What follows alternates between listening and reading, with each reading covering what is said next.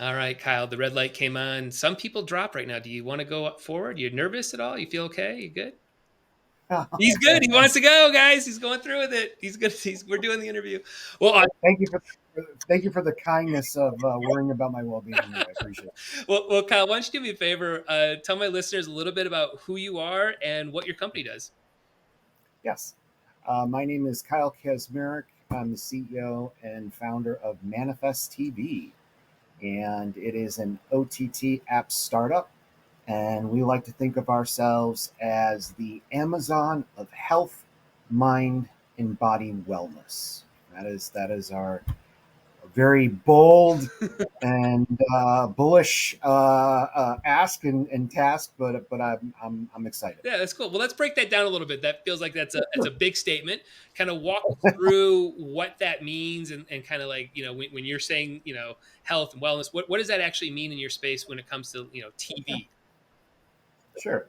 Well, let me just tell you a step back, give you a little history of this. Manifest has actually been something very near and dear to me. It's been in development probably for almost 6 years now.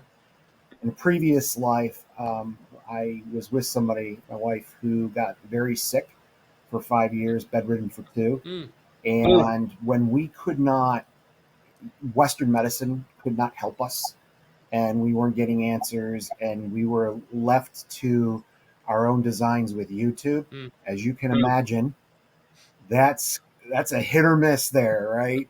And there's no really authentication or backing or of the stuff that's out there. And so to me, it was like, wait, there's got to be a better way of doing this. sure. There is so much out there in Eastern medicine for centuries that this is nothing new to them. Hmm. That over here in the West, just because of how our culture and society is set up, is very Western focus. Take a pill, there you go. Treat the symptom, not the solution, right? Hmm. Or the root cause. I'm sorry, the solution, though, is finding a destination for people to come where they can have access to leaders in all different modalities, be it Ayurvedic, integrative MD, Reiki, naturopath, you name it. And the benefit of Manifest is it will be a safe space that will actually do all the due diligence, fact checking, backing to make sure that these people that are providing this information and services through their various different channels have the credibility, have the education, and the knowledge base. They're not just somebody thinking, "Oh yeah, take Clorox and vinegar and shake it up and there you go." You know what I mean? So that's the huge, really benefit with Manifest TV. Yeah. Beyond building a community of like-minded people to get help, to share, to get excited, it's a great thing. Yeah, But that's cool. I'll pause there. And is this like all individual type of content, or like how is content sort of coming off of this for people to consume if they're coming in from, it seems like could be coming in from many different channels. How are you meeting the need with the content at that exact moment? Yeah, that's a great question. So right now, we actually launched a little over a year and a half ago what our industry is called a fast channel. Okay. And what that is a 24 hours a day, 7 days a week linear playout feed that's accessible in a host of places. I can provide you to the listeners all the places you can find the channel, which is Manifest TV. Hmm. And a lot of that initial programming is acquisition. So we're going out to, again, these leaders in their respective fields and spaces, acquiring their content for exhibition, and then what we do is we're currently monetizing it with ads. Gotcha. Now, the fast channel was supposed to be like stage 2, 3. It just happened that being in the entertainment industry, we were able to scale it up and get that out faster than building out the full tech Mm, app. Obviously, that's a huge undertaking. Hence the raise, which I'm sure we'll talk about here in a bit. yeah. Yeah. But beyond acquire content, the goal is that as we build out the app, there's going to be individual channels for each of these leaders in their respective fields. And there they will be bringing not only the content that they already have, because a lot of them already have probably a programming, but which is interesting is the new content that they bring in. And I'll say loosely originals, if you will. Mm-hmm. But predominantly, a lot of this programming is going to be short form in nature Mm. by design. Sure. And beyond that, we will have an e-commerce component where if somebody is following a particular, um, you know, provider that has books or DVDs, or if they have live events or other type of trainings or sessions, that they can, of course, transact with that through the platform as well. Oh, that'd be cool. Yeah, that'd be really sweet. Interesting. So yeah, for a lot of my listeners who've been following me for a while, they know I've done a lot in production as well. We've got movies out there we've done, and content creation in general from the recording studio days. So what right now are do you see as like challenges in this space, because there's so many channels, right? Like you could be on a Vimeo, you could be on YouTube, you could be on Roku, you could be on Apple. I could go over and over and over. How do you sort of kind of navigate and say, hey, we want to have a new platform, a new app for somebody to go to, find it on Roku? How do you sort of break through that noise of the pie has been sliced very very thin now. It's across a bunch of different channels. So how do you sort of kind of have that type of conversation around? That's a fantastic question. And that really gets back to the statement I made where we're looking to be the destination. We're looking to be the Amazon of health, mind, and body, where in that there will be all these different channels brought in, all these different content providers. So kind of a little bit of that YouTube effect, but again, going back to vetted programming. Mm-hmm. And so we're looking to be the destination to congregate under. We're not looking to go one-to-one competing with each channel, each, we're, for example, like a Gaiam, we're not looking to compete with them. We would welcome them into Mm. our our app as their own standalone. No different than what Amazon does to a degree. Right. The main thing is really just creating that safe space destination. So for people that are not familiar with other different modalities of health and healing and wellness, they go, okay, I can go to the source. I can get in here. I know that anything is in here has been vetted. This is the best, the top of the top, and so on, and integrate with the content, as well as there's a community component too that will be built in. Kind of their secret is Mm. the sauce, where people will be able to schedule real time, like telehealth, Mm. for example. So if you're going to meet with somebody who's a integrative MD and they have office hours, you can schedule with them real time if they're live, and you have that capability, that functionality. Huh. Also, there's going to be a bit of a what I call the cafeteria, where people will be able to come in and share their experience, encourage one another, support one another, whatever their journeys are, and there will be a reward system in that people will get attaboys for helping another person get through maybe a trial, a difficult time, or just being a positive consumer of the programming. Again, it's a safe space. It's very important because if you go on the outside in the YouTube world, you know, for every good post, there's like 10 people cutting them down, Right. Right. and we have a zero tolerance for that. Mm. There's a difference between someone saying, "Yeah, I tried this product. It didn't really connect with me, but I can understand how that can help others," Mm. as opposed, "Oh yeah, that person's an idiot or jerk," or yeah, Right. whoa, we don't need that.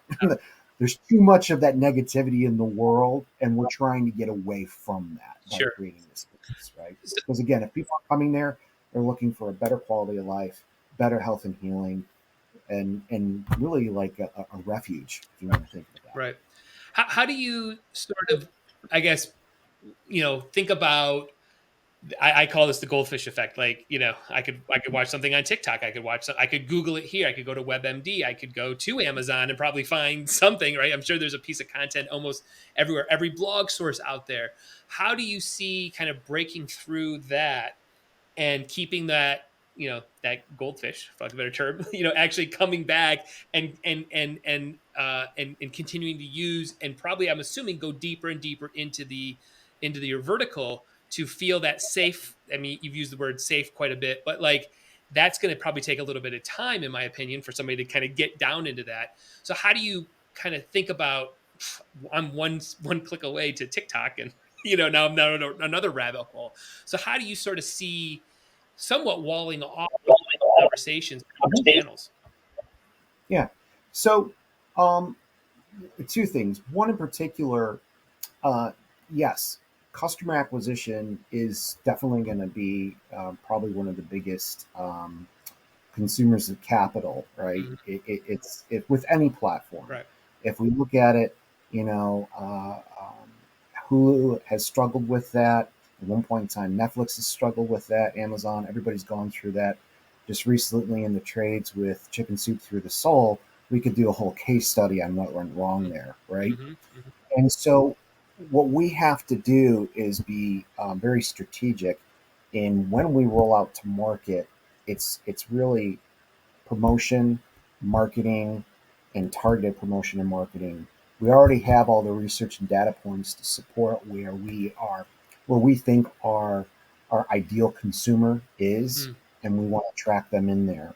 And by bringing them in multi touch points, this is the second part where we will have a free AVOD level for the platform where you can go in and consume a bunch of content and get comfortable with it. Mm. We're not going to be a hard sell push, hey, come subscribe with us. Right.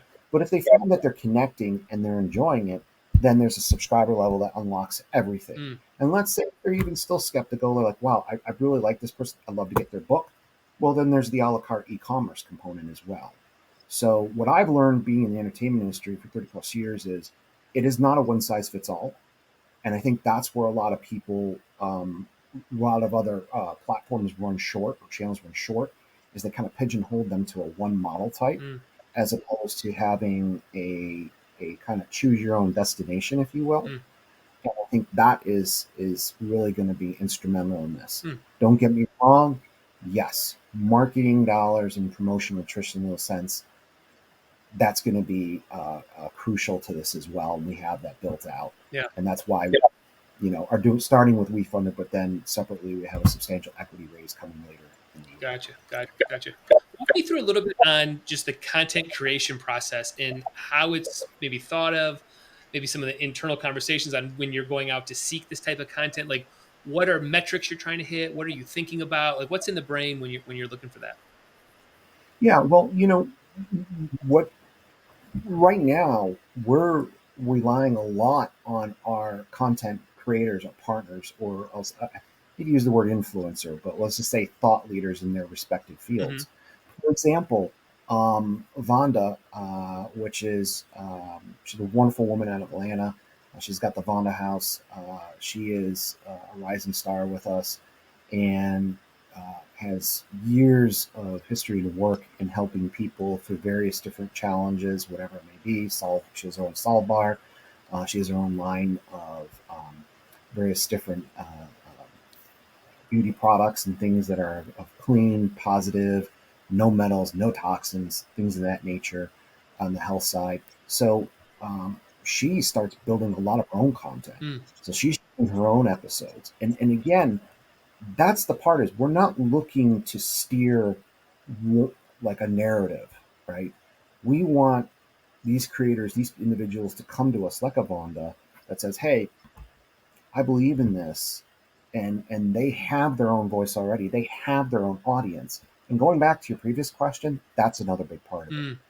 When you're bringing in these, defined leaders that've been in their space and they're thousands and thousands of followers and subscribers, they naturally will follow along as well and support because they're there for Vonda, Right. right? And if there is a safe space where Vonda can have, in essence, her own channel for programming and create that refresh and that more consistent original programming offering, it's very compelling. Yeah. As opposed to going, I got to look over here. Oh, I saw that clip over there. Oh, this clip's over here, or whatever. It's like kind of congregating all under one roof, right? So Um, when you're to pull apart this example a little bit more here. So if she's built up these communities and these crowds, what's the incentive for her to come to your platform? Oh, and you just said kind of coordinate all of them together. But in our world right now, we're building out channels everywhere, Reddit channels, Spotify channels, YouTube channels, so you kind of get these communities everywhere. What is the incentive for her to say, well, I'm now going to try to lasso all of these people together and put them into one? And that's a pretty big lift, I would imagine, for a new company. That's a big lift, because you're changing people's behaviors and changing where people consume content. So what's the incentive in her to go down the path that you're describing? Shortly, reach, visibility, footprint. Mm. She was so excited when she found, because she's Portuguese, and from South Africa, um, and when she found out there was people reaching out to her from Portugal that found her on TCL, which was one of our hardware partners. They're known for their televisions. She was blown away, like, oh my gosh, this is so great. I feel such a connection with that. She didn't have that prior to coming on Manifest TV, our fast channel. Mm.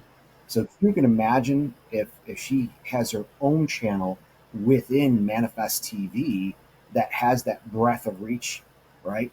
Because we're going to be connected to all the hardware manufacturers. This is the strength of my day job, if you that's what they call my parent company, KDMG, Mm-hmm.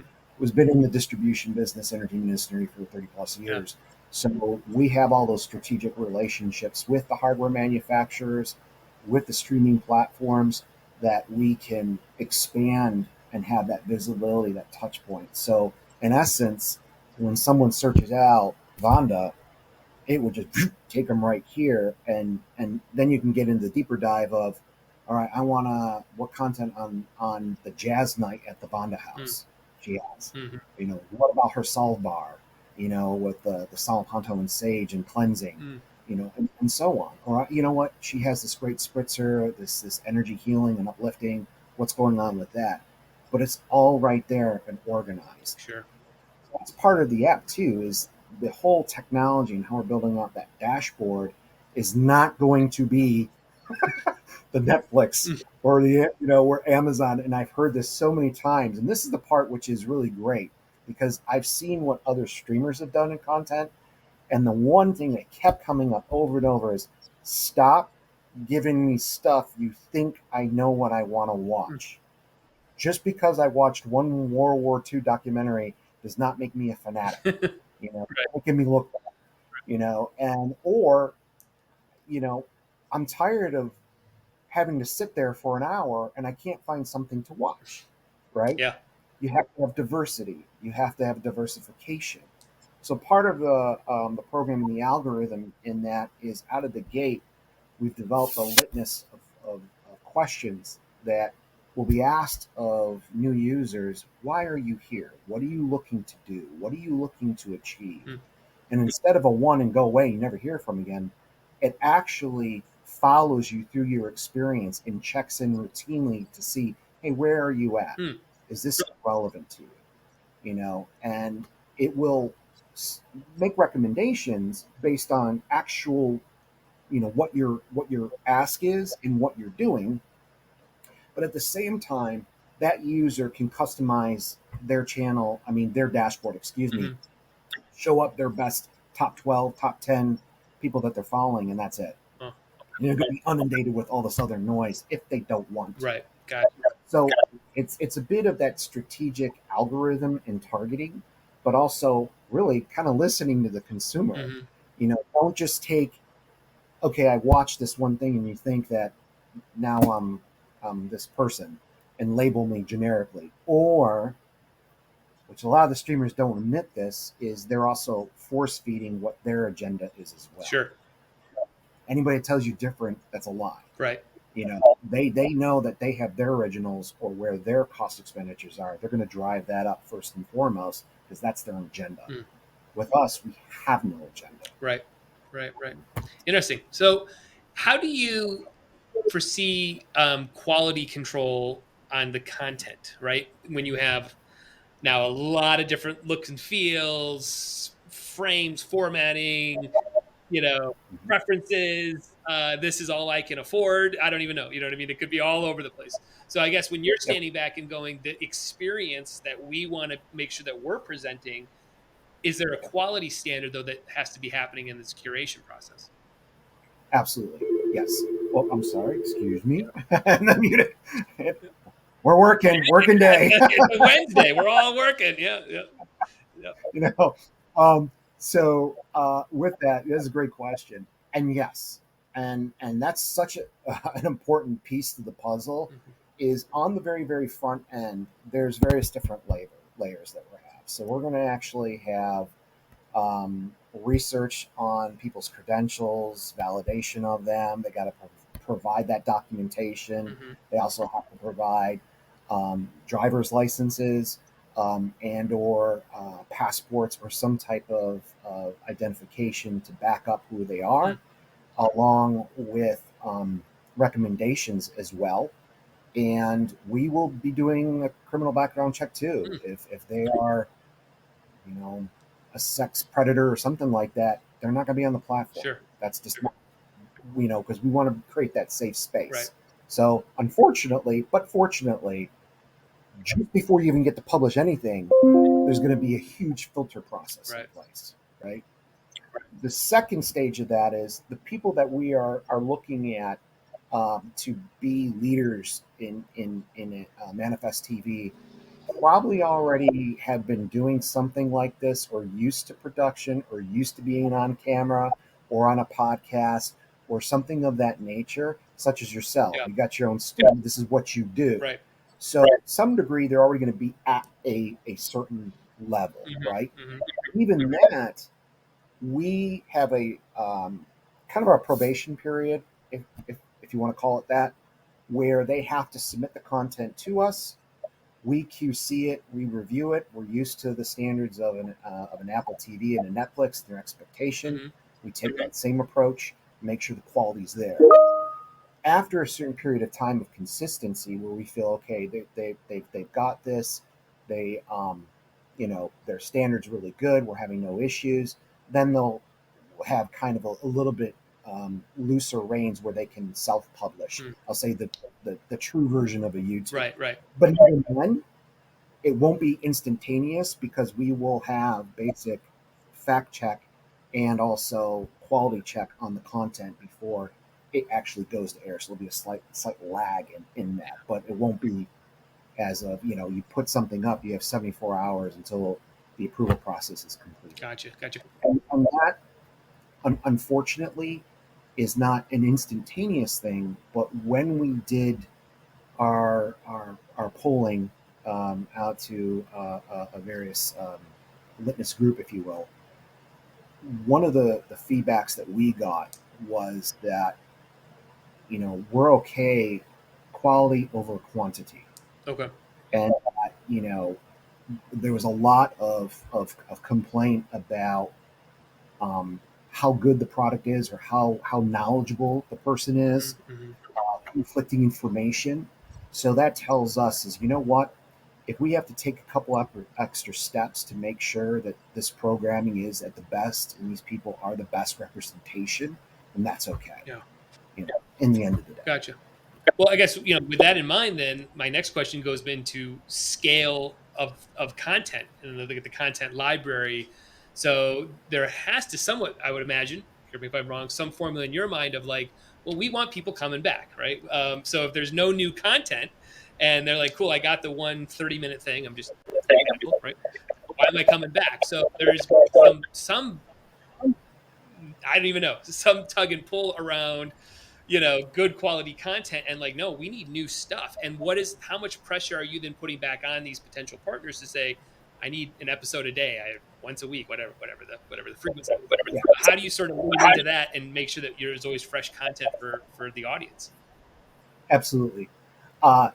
Again, you're on point, Jeff, man. You're firing away there. All these great questions. I love it. Yeah. So, and here's the thing. I'll say this. Manifest also was something on a personal level. It was also my thesis in grad school. Okay. For my, so believe me, I've got hammered on all this. So I love it. Yeah. But here's the thing. Yes, refresh is critical.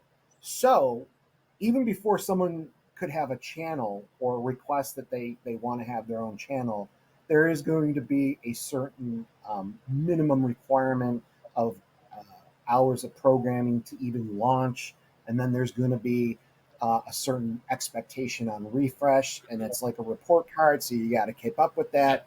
If you don't, then you get delisted, because again, we want to keep that Right. experience, right? Everybody's got to be honest on that.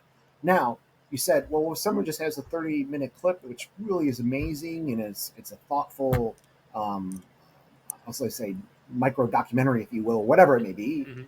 then that would sit in our a la carte, because not everybody's going to be at a level, nor would they want to necessarily have a channel. Somebody just may have a limited series, and that's it. That's their thing.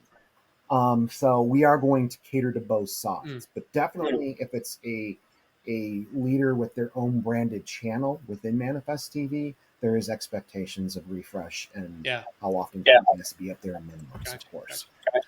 On the a la carte side, we're in that same boat. Mhm. So we're a distributor. We're used to acquiring content and bringing in content, and we plan on, KMG will be helping Manifest TV in that as well. Right. Right. Let's talk a little bit about maybe your team. What does team look like in your space right now? I got to imagine there's specialties in each kind of department, right? So what does that kind of look like, and what do you look for when you're thinking team members for the company?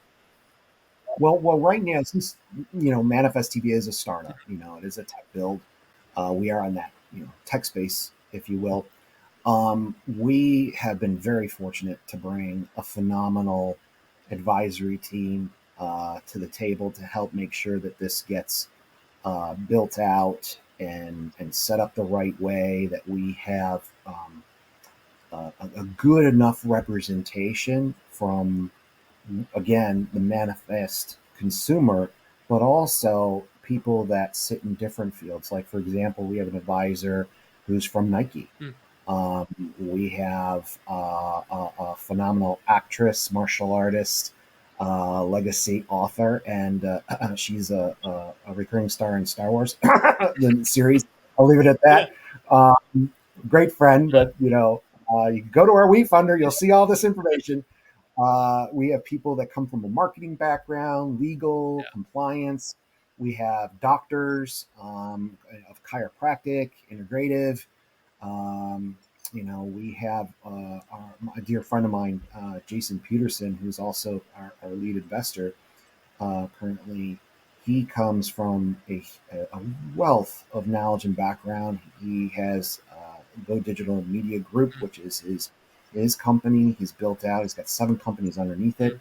He's a powerhouse in the music business, Nice. especially in Latin America. Cool. But he's gone through the process of scalability. Yeah. He knows those pitfalls. So I've gone to him and said, Jay, what happened here? What did you do with this happening? And he's like, let me tell you. Yep. So it really is that. It's just building a network of people around you that, and what I like to think is, Kyle, where are you lacking? Mm-hmm. What holes do you need to fill? Because nobody's perfect or knows everything. This is not happening. Right. So I look at, well, if I'm surrounding myself around these advisors, who are these key people that can fill the areas where I'm lacking? Mm-hmm. Because I don't have a good knowledge base, or I don't have a strong backing or experience in. Right. And that was kind of the concept with that. Beyond that, we do have some great people that are going to be with me in the startup team. Um, uh, Brian Hirsch, Corbin Schweitzer, myself, and then we have our Joe Louise Hansen, Sherry Sparks, and stuff that are helping out from the KDMG side. Nice. As we build it out. Well, we've danced around it a couple times. We've dropped the name WeFunder a few times. So for people that don't know, you are currently getting ready to fundraise, or you are starting that process. At this point, how have you thought of fundraising as a startup? How did you get on the path to even consider equity crowdfunding or a WeFunder type of campaign? So like just walk me through like how you guys are thinking about fundraising. Where the kind of the milestones are that you have to hit, because again, this is a pretty big lift. I think we're all on the same page with that. So like, how are you thinking about fundraising as a whole with the startup? Yes. So it's been an interesting journey. and kind of an exciting one to be quite honest. I knew out of the gate this is not something that I could have bootstrapped like I did with my current company KDMG. And with tech, it is a heavy burn. It is a heavy lift. We're not pulling any punches with that. Mm-hmm. So, doing some research and looking around, and also been advised on, some people recommended WeFunder as kind of, I didn't want to do a Kickstarter type of thing. I didn't want to do a product. I wanted to be something that really was a true investor-centric, equity-centric platform, if you will. Mm-hmm. And so I looked in the platform, did some research in it, and then we noticed that there was a lot of other companies in there that were, pretty powerful companies. A lot of companies that have gone on to, Series A, Series B, and even public. Yep.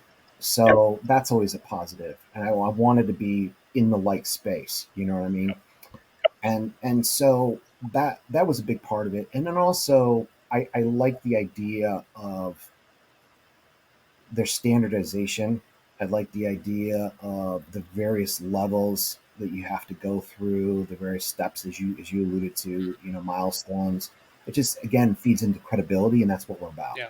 So okay, this let's do this. So we built it out and started it, and my business plan, forecast was always we're going to do our seed raise, angel raise, if you will. Mm-hmm.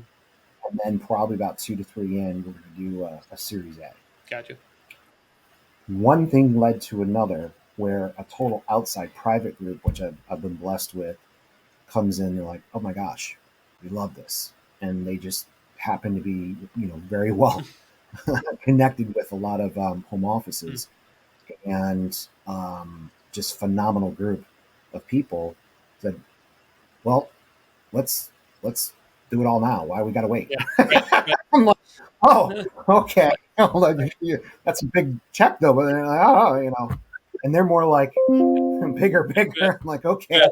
So we got a situation, which I understand this doesn't happen for everybody. It is. I consider myself very blessed, fortunate, but I did manifest and I put my intentions out there. Yeah. So I'm just going to say that.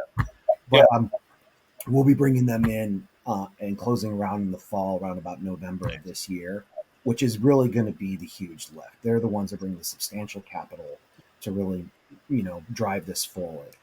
The WeFunder, because some people could say, well, why do you continue with WeFunder at that point if you have that? Mm-hmm. It's a fair question. Yep.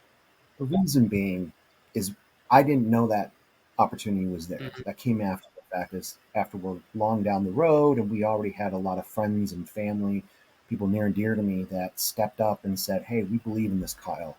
We're with you." And I didn't want to say, "Okay, hey, thanks for playing, but I'm going over here." That's not me, right? And it's not true to that. So we made the decision that, separately, we will stay with WeFunder, but, the raise amount's very modest in the end, as a way to say thank you to all those who were there in the very beginning, believed in us, supported us. And also, we're leaving it open for other people to say, "Hey, if you want to get on in a really great deal before this other one comes in, yep. Here's your opportunity." And hopefully we'll find some other people. It's great. Usually like 1 a week, maybe 2, come in and I find out, oh, so and so's in, oh, so and so in. Small money, but it's great to see that people believe in it. Yeah. And somebody even said, just like, "Wow, this is like groundbreaking." Yeah.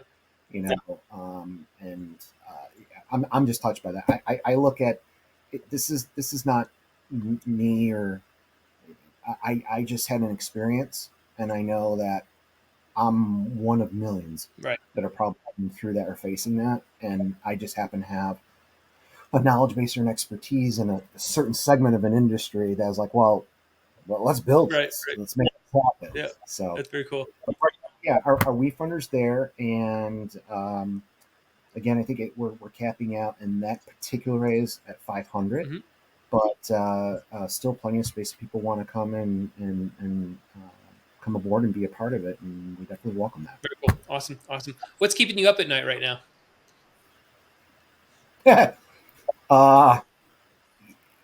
with me, Yeah, with the is company, with everything, just like what is that like? Man, we gotta really knock this out of the park.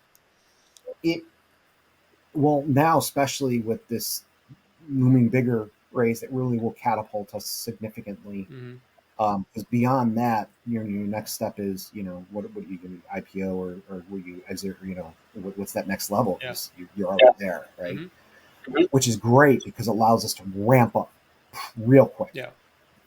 and have all the bells and whistles and tech and support that I envisioned. And instead of having to do stage 1, stage 2, stage 3, stage 4, you can kind of go, okay, we can go from 1 through 4, and then go into beta and then soft and out. The one thing that keeps me up at night, honestly, is my brain and my head. It's constantly going, thinking like, okay, well, we got that. Should we move this in earlier and roll out this component of the app? Right. Who are going to be our lead people we're launching with? So I'm excited, Yeah. and it's just trying to think. So honestly, it's trying to calm my brain. I turn it off at night. That's really what it is, for me personally. Where do you see just content as a whole in the next 3 to 5 years? Just from your vantage point, where do you see content going? Are we going back to a cable system? Are we keep splintering between different apps? Like, where do you see this in like the entire content system kind of going in the next few years? You know, I'm glad you asked that. It's funny because I kind of laugh at this. Where if you look at history, we just it's secular. We just come back. Hmm. Now the loops are very wide. Could be a lot of years in between, decades and whatever. Yeah. But if you look at it, and I use the analogy as like way back when, a man and women, they came around the fire, sat down, and told stories. Hmm. And the campfire moved forward, and then it's like the wagon train. The wagons come around. They all centered around that story, right? And then you move forward, and radio. Yeah. And then you move forward, you get black and white television. You see where I'm going with Yeah. this? The point is it's that gathering. It's that same kind of come back to point. And really, the television, that living with that experience, is never going to go away. Hmm. We will have these other touch points like tablets and phones and things like that. It's just reinventing itself. So what's happened now, and what we're facing in the industry, is our industry single-handedly killed itself with streaming and collapsing all our other ancillary business units, destroying theatrical, which is barely hanging on, and decimated DVD. Way to go, guys! And I'm as an independent, we're here for this. We get the scraps. Yeah. Unfortunately, it's the big figures that are driving that train. It is what it is. But they've learned that, okay, well, we can't put all our eggs in this one basket. And everyone thought cable company was going to cut and go away. But really, what they realized is consumers want variety and ease of access, right? So long as you build that experience and maintain that positive experience setting, you'll be fine. Yeah. And I think what's happening is we're not going to go back to the old cable model as we know. That's gone. Yeah. But we will see, and what we're starting to see is, hey, you could sign up for this provider, and in that provider, you could choose what you want, Right. a la carte. You kind of build your own package, if you will. Yeah. We already have that in various different forms right now with streaming bundling, but I think the cable companies are leaning into that more because Comcast, NBC Universal, then they have Vudu, which they own, and Fandango for the ticket. So they've already made that step. Paramount has Pluto. Yep. Tubi is with Fox. So they've already made those steps, those in-ways to doing that. I think it's just going to evolve more, but we'll still have that packaged quasi experience of akin to old cable. Yeah. And also, there's a lot of talks now to go back to old syndication models. The streamers realize, hey, we can't create an original and just keep it under our roof. Right. We have to license that to second window or come back to that because the numbers don't make sense. The cost to make is continuing to rise, but the return is here. Right. Well, you got a problem. Yeah. So we're going to see a lot more of that happen. Mm-hmm. Right. Yeah. Again, that just fills in. I like the Amazon. I want to be the living room. Mm-hmm. I want Manifest TV to be the living room. In what device consumers choose to engage with us, don't care. Right. And I just want to be that living room space that says, hey, here's your safe space. Here's all this programming for you. Feel free to go at what's comfortable for you. What do you want? Yeah. You get to control, it is your, what's the storybooks where you choose your own adventure. Yeah. That's how you might have gotten these questions before, but what are the one or two biggest risks that you see for Manifest TV? Like that that you just know we don't want to stub our toe on these two things.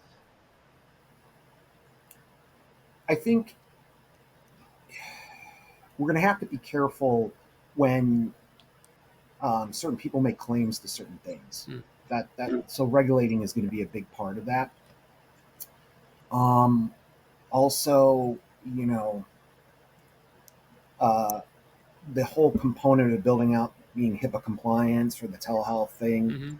Yeah, so I guess if I was to group it as the whole compliance regulatory is going to be a huge lift unto itself. Yeah.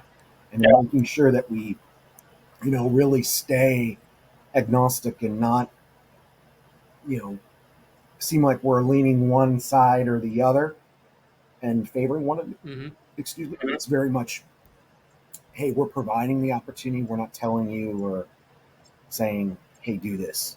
Yeah. So, and again, that comes also into the beginning stages of the vetting Mm-hmm. of the content providers we have. Because right now, you go to YouTube, and I don't know what ads you're getting served up, but I have stuff that's just like, I'm like, wow, Yeah. wow, really, okay. Yeah. Okay.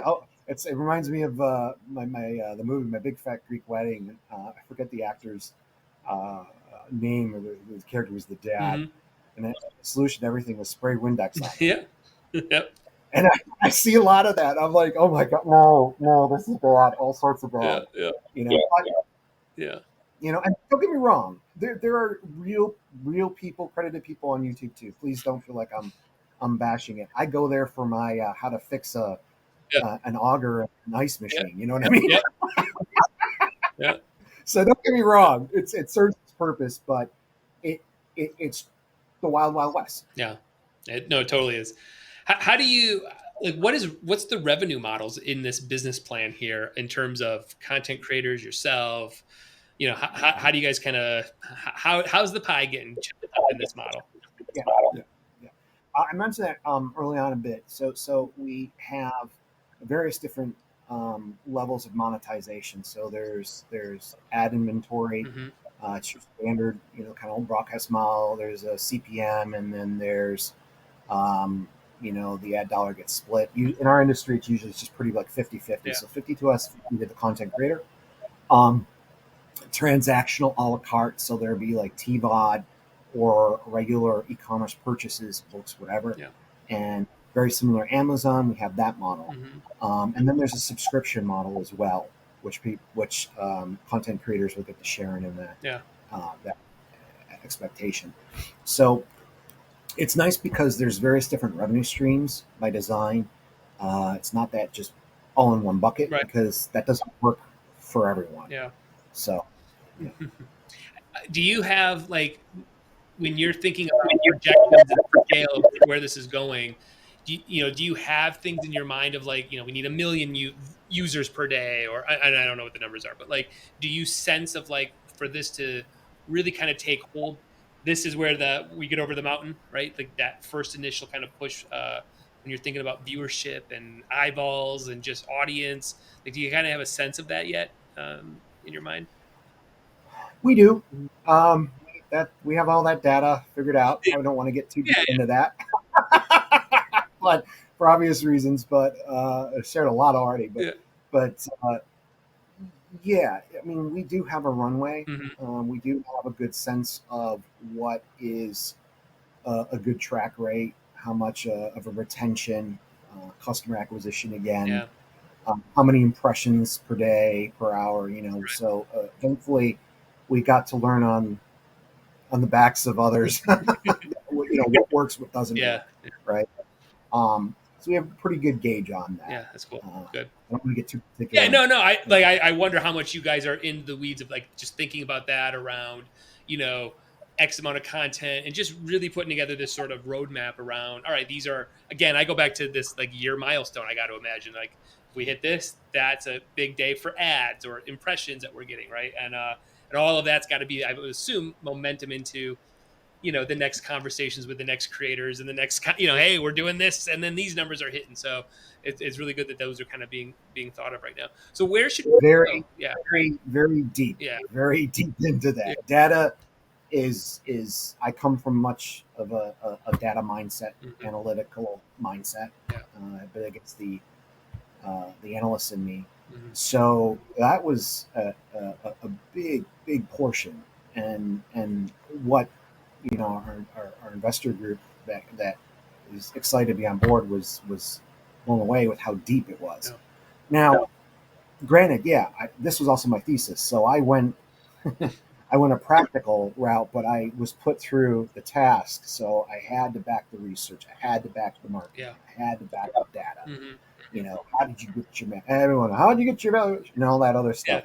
So it was all there from really on the beginning, and just got deeper. Yeah. We've modified a bit because last year, obviously, for people that follow our industry, had two major strikes. You Hmm. had the Screen Actors, and you had AFTA, Yep. SAG and AFTA. That did no good for our industry for pretty much the whole year. Yeah. And we had COVID, and then we're coming off the heels of COVID prior to Hmm. that. So there's things that we had to adjust a bit, Yeah. accommodate, and also with what's going on in the market. Advertising CPMS are very much like commodities, so we have to factor for Yeah. that. So you know we're always adjusting, Hmm. but we're pretty dialed in. Nice. What we need to hit and when and how. That's sweet. That's good. Well, where should people dive in? Somebody wants to learn a little bit more. Obviously, I'll put the link to the WeFunder campaign that we mentioned earlier. But where should people go? Maybe dive in, download I stuff. Where should they go?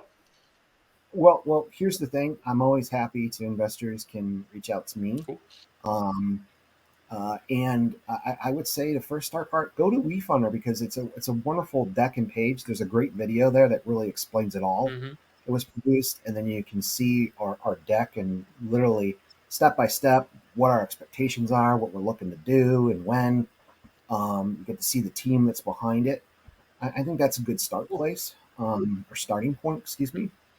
And then yeah, if investors want to reach out, I'm here. Nice. Nice. Well, we'll put all that in the show notes. But before we go, we end every podcast with 5 questions that have nothing to do with anything we just talked about, except for the first one. The first one is, what are you watching on TV right now? What's the shows? What's the Netflix, the Hulus?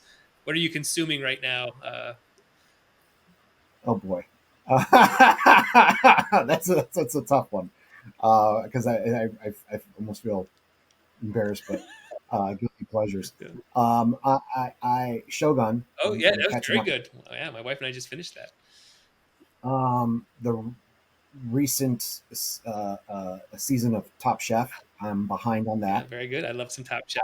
See, I don't get to watch a lot of as much as I would Yeah. like, but that's what's running. And then you know I got oh, there's my guilty pleasures. Yeah. Where oh god, was it Halo?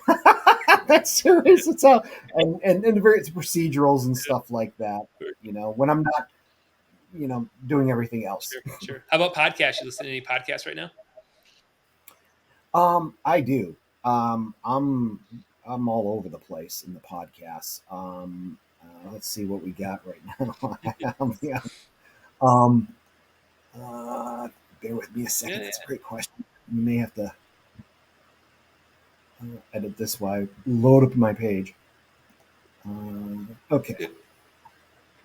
So I have OTTX Buzz. That's an industry podcast. We belong to OTTX, which is kind of like a group in our industry. PBS NewsHour, Up First, Global News Podcast. And yeah, then I have the Daily. I have Joe Rogan. I have I'm all over. Yeah. You know, Peter Santatello, and then I have Deep Sleep, Calming New Age. More on that side as well. Yeah. So Mike Long, I have it all. Nice. How about books? You reading any books right now? Not at the moment right now. I've actually been wanting to get back to that. It's just been a grind with everything else, so I don't have a lot of that extra time to read. I know, it's funny. I never have a moment for that stuff to read a book. It's like I'm on everything else, man. Like, Yeah. How about like where do you go for content? Just like not just podcasts, but like websites. I go to these three or four sites to get stuff. Like what are you kind of consuming the most right now, website wise? Right now, I ironically have a lot of the stuff kind of served up to me with all the different trades, organizations, groups belong to.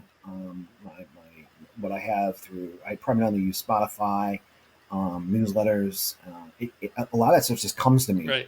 Yeah. from all different sources. So I would say a lot of places. Yeah.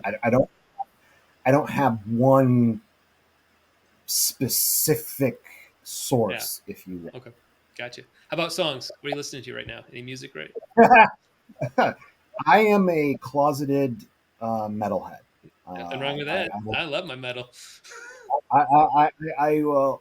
You you have to imagine somebody with very long hair, in a different life, long ago, in a galaxy far, far away. I used to play drums, so I'm. That's a guilty pleasure. Yeah. So usually I'll have several different metal mixes up on my own, and I love the classics. Love classic rock.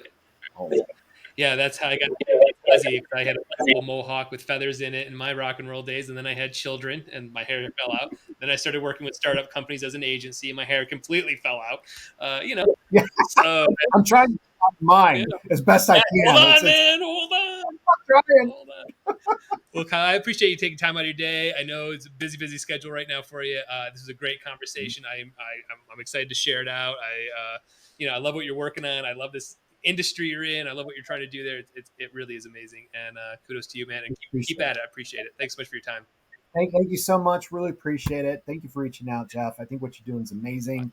And please feel free to reach out anytime. Love just to chat. Awesome. You're really great. Thank you. All right.